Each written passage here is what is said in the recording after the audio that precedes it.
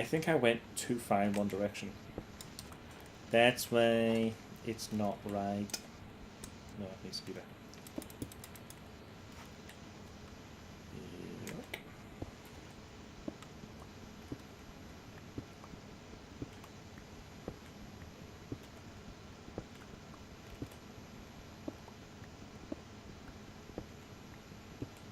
Let's see what I'm doing. Yep.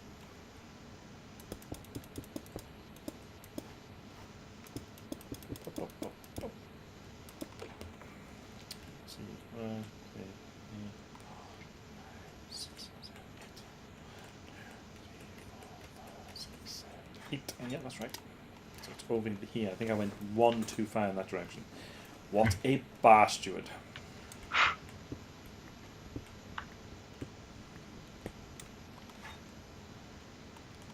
And I'm going to lose all the cobble when I knock it away.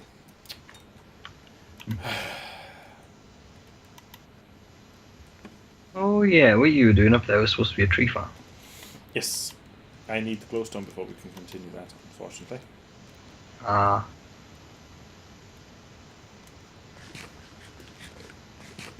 Or at least a shit ton of torches. I mean, crap ton of torches. I can't imagine the amount of torches. Are you trying to imagine the amount of torches? Well, stop it! I told you you can't.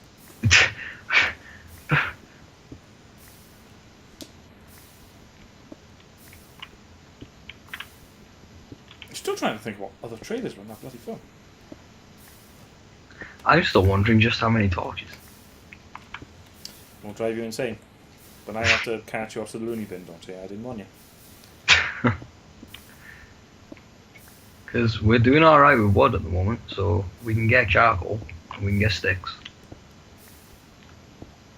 We're not doing that well with wood. Because we need, to make 64 charcoal, we need 64 logs. I got 22 at the moment. And there's 16, there's 20 up here. So unless you want to go grab these bones and see how many trees you can make. I've already grabbed 6 bones. I got, some bone meal and... Well, see if you can, well, keep trying and see if you can get a mega tree. Because that's our best bet at this point. If a mega tree turns up, we'll be in like Flint. Yay! We'll be smiling all the way to the bank. We'll be tiptoeing through the gardens of biscuits. I was thinking Pavlova biscuits works too. I was losing it towards the end there. My metaphors were just gone.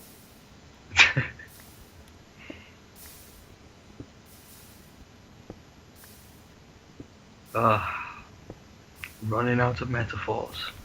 Mid metaphor as well. Mid metaphor. It was just not good.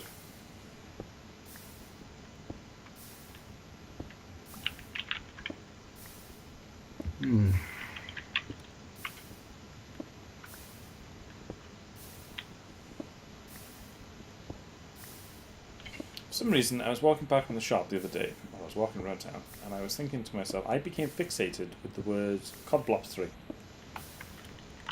With the word what? COD Blops 3. COD Blops 3. Call of Duty Black Ops 3. Oh, I COD see. Blops 3. I was either thinking, if I ever get a band together, which is going to be a stretch as I don't know how to play any musical instrument, but if I ever get a band together, it's going to be called COD Blops 3. Welcome, ladies and gentlemen, to the stage, COD Blops 3. People like, what did he just say? A lot of people will be wondering where 1 and 2 are as well. Yeah. What happened to 1 and 2? Don't ask. We don't have to talk about it. Shit happened, it was a bad day.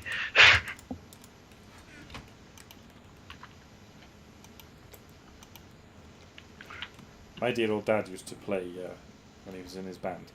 He got sick and tired of people coming up to him and saying, you used to be a guitarist because his bands were back in the 60s and 70s, and then he sort of retired for the 80s and then got back into it in the late 90s. People were like, didn't you used to be a guitarist? So what he used to do is he wrote on a piece of paper I used to be a guitarist and pinned it to his jacket. Yeah, but just because you're not in the band doesn't mean you're not a guitarist if you can play guitar. I believe that was his point. I need a pickaxe.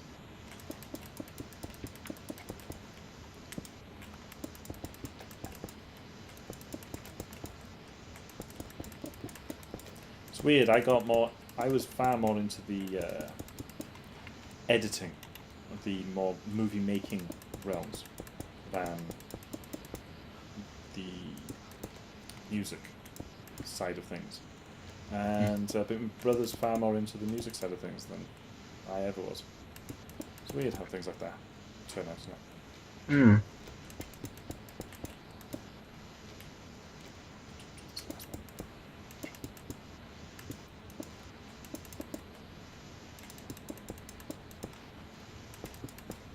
That's it's very strange. It started with me with movies and things. It started back when I were but a lad, and I used to watch. I used to watch movies all the time. I mean, I used to like films. I used to like films. But then one day, my dad says to me, which for some reason he denies. He said I didn't do it because I wouldn't tell you to watch films like that, but he did. He says to me one night, he goes, "There's a film on tonight on Channel 4." Because Channel 4 used to show like the more foreign films and the more out there films than everybody else. Everybody else used to just show the normal films, and I say normal films. Normal films, more native films. Yeah, and he says there's a film on tonight you might want to watch. He says it's a good film, and it was Jackie Chan's Project A, and 4, 5, 6, 7, 8, yep. And I watched it, and my mouth was agog at this film. It was like, Jesus Christ, the amount of effort and work and manship, really, all the manships went into making this film. And there's a scene in it where Jackie Chan falls off a clock tower. And the scene, it struck me so crazy because I watched it, and then I rewatched it, and it's like, he did that 3 times, because both times in the film, he lands differently in both times, and then at the end of the film, they showed that he cocked up one of them and nearly killed himself. It's like, he did that 3 times. He did it once, didn't like it. Did it a second time, bounced off the top one and hurt himself, and then went back and did it a 3rd time to get the shot right, because it was an homage to oh bollock in hell, I've forgotten his name. It's not. Oh, I know you're on. I can see his face. Yeah, I can see his face. I can see oh that's gonna piss me off. That is. He was a bit of a madman years ago, wasn't he? So it was an homage to him and one of the scenes in his films, and I was looking, thinking, and then it struck me the amount of work and effort and manship, everything, all of the manships that went into making this film, and it kind of made me want to make films, and it kind of made me to want to get into that kind of side of things. Hanging from buildings. Well, no, the fact that somebody would risk their life to make something that entertains people and something that is so fun to watch, and it struck me, and then I thought I want to make movies, but of course I'd never, apart from making a couple of odd short films with mates and the odd kind of thing. I'm not a good writer. I'm a decent writer when I'm writing with somebody else, but I'm not a good writer when I'm writing on my own. And I think as a director, well, when I actually made my short films and with friends and whatnots and other bits and pieces, yeah.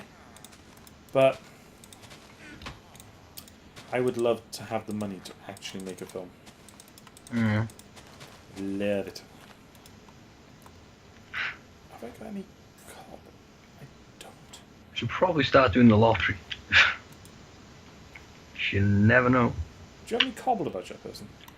No, but I did put a load in the chest upstairs. Yes, yes, about that. I used it all, and now I don't have a pickaxe to pick any up to make another pickaxe. Do you have a pickaxe? I don't know. Oh, this is not good. Jodie's gone and done something stupid. Oh, hang on, I do have wood though, so wooden You have pickaxe. to make a wooden pickaxe to pick up the pick. It's a cobble I just put down to make. I done something stupid. Fuck me, there's a lot of things over there. I have to steal some wood off you. Give me 3 wood. Hang on, there you go, pickaxe. Give me your pickaxe. But because of that, though, because of what I've been saying, I find it difficult to. When I watch films, I do enjoy watching on how they got made as well as just watching the film itself. Mm. So, a lot of people have a go at me for that. They're like, "Stop! No, I knew you'd overthink it. You can't just watch a film, can you?" So that's what I get a lot. And it's like, well, it's like with Deadpool. I was talking to someone. I was like, "It's cheap." Oh, goddamn! You can tell it's a cheap film because no money went into this film at all, practically though. And you can tell it through the film. Now, I'm not saying that's a bad thing. I didn't say that was as a negative. it's just an observation. Yeah, it was just an observation. It's like, in fact, it's a good thing because he made a fantastic film with the limitations he had. Mm. But I don't know. I enjoy watching films for how they got made as well as. That's why I dislike films like The Avengers. I had a massive argument once with a lad because one of my favourite sort of cheapy movies is Man of the Hands of Fate. I love Man of the Hands of Fate. It's an awesome film. And this film had nothing. It didn't have a chance in the world. It was basically born with no legs, no arms, no head.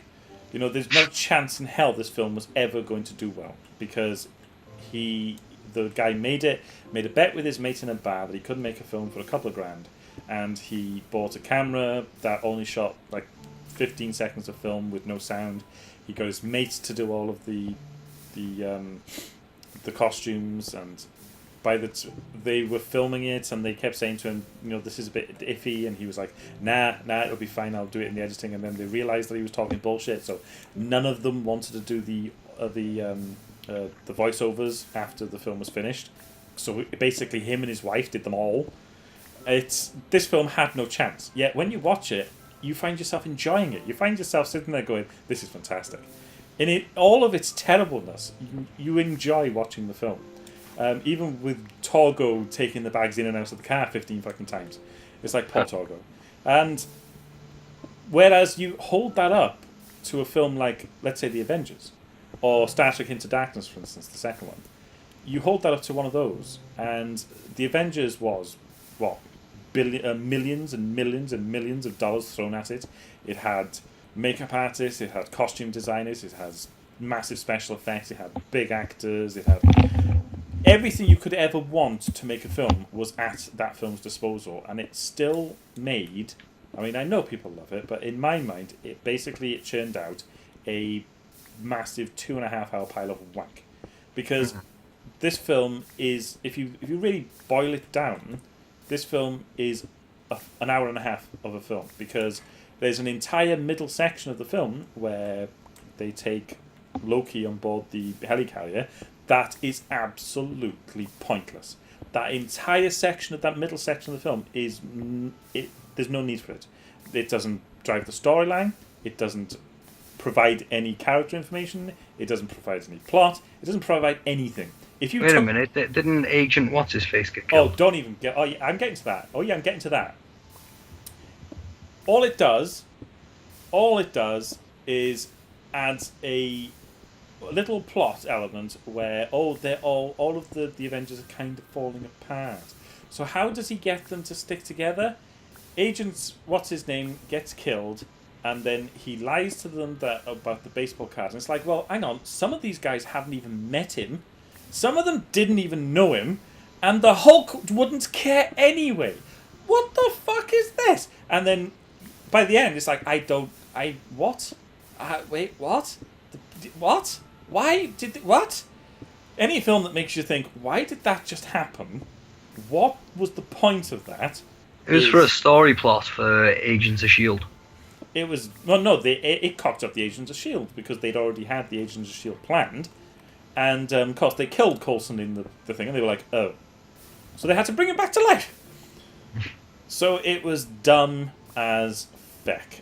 It was stupid, and you take a film like Into Darkness, and you think to yourself, what the hell's going on here? Because Khan's entire plot of the film is his people are in the torpedoes, and he knows the evil admiral wants to bomb the Klingon homeworld with the torpedoes. That's the basic plot of Khan, yeah? Mm. Right, okay, we know this. Right, so what does Khan do?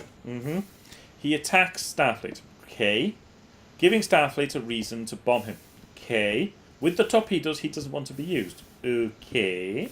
And where does he go? Wait, don't tell me. He went to the Klingon homeworld. Okay. So wait, what? He did what now? He doesn't want the torpedoes being used, but he actually does everything necessary for them to use the torpedo. Wait, what? And then that sequence at the end when the ships are fighting by the moon, and you're thinking, okay, they're fighting by the moon. We can't get a radio. We can't. All of our messaging signals have been blocked, but so we can't contact the Earth, which we're right next to. But don't worry, I'm about to send a message to Vulcan. Okay, and we're by the moon, which I don't know if you've ever noticed, but the moon is kind of orbiting the Earth, and is actually being pulled away from the Earth a few inches each a couple of years. So they're pretty safe by the moon. Yes, they'd have to do something to knock themselves out of the towards the Earth at this point. And then one scene later, they're suddenly falling towards the Earth from the moon. It's like, oh wait, they're doing what now? It's as the way I look at it, it's the can't be botheredness of it.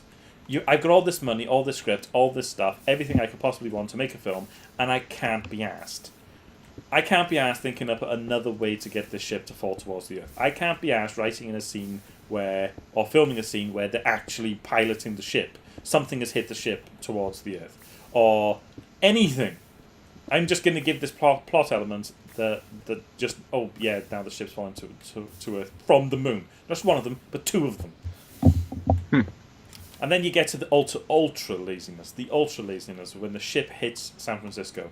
And it hits the water, disc down. And then for the next shot, it's actually flying vertically through the city. It's like, how did that just happen? How the hell does it hit disc down into water and then vertically over a city? How does that happen? What's going on here? They couldn't be asked editing out that one sequence. To fix it, all they'd have had to have done was edit out that disc hitting the water, or anything. They could have just changed it, but couldn't be asked. Nah, can't be bothered. This film is millions and millions and millions of dollars, but I can't be asked. So yeah, I think films which is why I love cheap movies. I think films that never stood a chance are better films than a lot of the bigger blockbusters, because the bigger blockbusters have billions thrown at them, but very little love, very little love in them. Whereas the cheaper movies are cheap as hell, but some of them, god damn, they've got a lot of love. I've seen some fantastically well-loved cheap movies. I've seen some terrible cheap movies, don't get me wrong. I've seen The Terminators I've seen most of the films by Asylum, where the Terminators are... What am I doing? Where the Terminators are... what was the rip-off of the Terminators one that they did? Where the spaceship... Oh, it's a fantastic film. It's called The Terminators, and the premise of the film is a spaceship... Building cobble, that's what I'm doing. Not building, getting cobble. The spaceship in orbit has got a computer on it, and the computer's going crazy, a la Skynet, and sending the Terminators that it's built down to Earth to destroy the human race. You got that, yeah? You got that? Right. And the scientists on the ship, and the computer's killed all the scientists, right? You got that so far, yeah? One guy plays all the Terminators. No, that's fair enough. You know, I can't fault that. One guy plays all the Terminators, and they all come to Earth and attack a small town. As you do. And the small town managed to get a ship to go back up to the space station to see if they can shut off the computer. Bear in mind that none of the original scientists, they all tried, but they couldn't switch him off after he went ballistic. They all get back onto the ship. They're all getting killed by the Terminator that's on the ship looking for them. They can't get into the control room with the computer, okay? Boils down, the film is going, it's been on for about an hour and 20 minutes, it boils down to the last 10 minutes. There's only a couple of characters left, one of them's the main female. She's running through the ship away from the Terminator. She's screaming and she's running and she's screaming. There's nothing she can do to escape this Terminator. She can't get into the computer room. So do you know what she does? Go on. Go on, guess. Give it your best shot of what she does. Hides under a bin. No. Close, but no cigar. What she does is she runs down a corridor with no doors in it and no locks on it. Yeah, you with me so far. Runs down a corridor to a big switch, not a button, not a control panel, but a big switch that has written on it Terminators on off. And she switches the switch to off. And you're like, I literally rewound the scene because I can't remember who was watching it. We was like, nah, that didn't just happen. So we rewound and watched and was like, yeah, that just happened. What the fuck? Hell. Did none of the scientists decide to switch that switch? None of them? They'll walk past it and went, nah, we can stop this, we don't need that. What the hell just happened? And that's an asylum movie, though. Asylum movies. And Jesus Christ, they're insane. I mean, they're absolutely bloody insanely insane. Oh, I couldn't watch something like that. Oh, I love them down to the ground. It's like I got really angry. It was really weird how annoyed I became because, you know, Sharknado did so well, and everybody was like, "Oh, we've watched this terrible film." No, we've watched this terrible film. Oh, aren't we great? We've watched this terrible film. And it's like I sat here it really bugged me because I'm like, no, you're not. I've watched every other film by Asylum ever made to this point. You're not special. You're not clever. I've watched them all. And there's some worse than Sharknado. I kind of found myself defending my position of watching shit films. I was like, I took umbrage to their, oh my god, this is an utter shit film. We've watched it. I was like, fuck off. It's really weird. It was something I should not have got annoyed over, but I found myself getting annoyed over it. God damn, I've watched some Asylum films. I've watched the Transformers. The Transmorphers, where nothing actually transmorphs. I've watched a couple of bad films with you. And Transmorphers 2, where they actually transmorph something.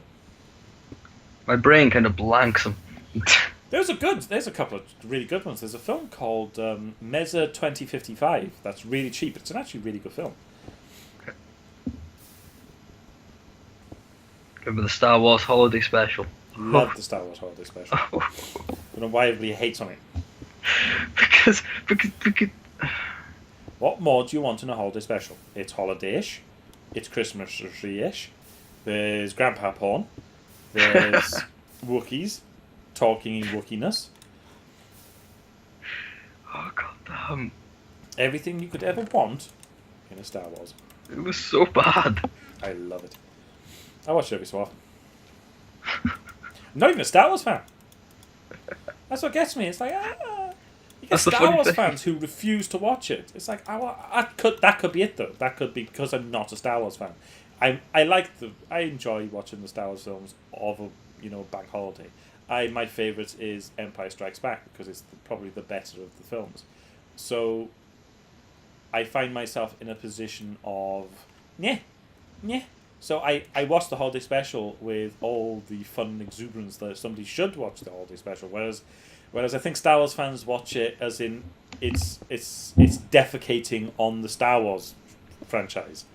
Where I don't think you should look at it like that because the holiday special was. I'm not a mega Star Wars fan or anything, but that was bad. It was. Oh no! Don't get me wrong. It's really bad. I'll absolutely agree with that. Ooh, phone right next to the microphone. I will absolutely agree. It was a bad idea and it was badly done. but it's fun to watch. It really is. All holiday specials are bad. I mean, they're cheesy. They're overly sentimental. It's what you expect from a holiday special. But I don't think Star Wars 1 deserves all the hate it actually does get. It's funny, a lot more people know about it since JonTron done that video. No, I watched it long before that. Yeah, I know. I watched it. I actually hunted a DVD copy out on eBay back in about 2000. Shit now. 2002, 2004, something like that. Not long after I got the internet. Oh no, it would have been 2006 then. Beautiful, beautiful. Love it.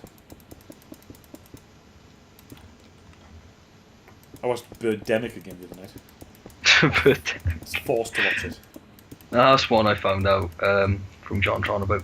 No, I watched that. I watched that a long time ago. I think it was Shane was something. He was telling me about it. He was like, "Oh, have you seen Birdemic?" And JonTron's made a video. I was like, "Yeah, I saw Birdemic years ago. Why?" "Oh, have you?" "Yeah." I said, "If you really want something, you want to watch Birdemic 2. Birdemic 2 is just fucking dire because the director made Birdemic, and everybody was like, "Oh, Birdemic's such a bad film. Oh, it's the worst film ever made," and blah blah blah blah blah. So he kind of sort of went, "Oh, I can make money." So he made Birdemic 2 and kind of took the piss out of his own film. But because Birdemic is mildly, and I wouldn't say very entertaining, but mildly entertaining in its silliness, Birdemic 2 is not entertaining at all because he can't make a film, but he's also trying to take the piss out of the fact that he can't make a film. And it's like, you can't do that, mate. You can't.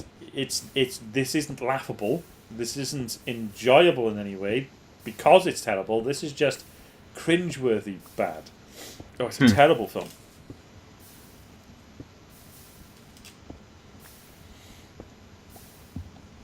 Well then, that's one not to watch.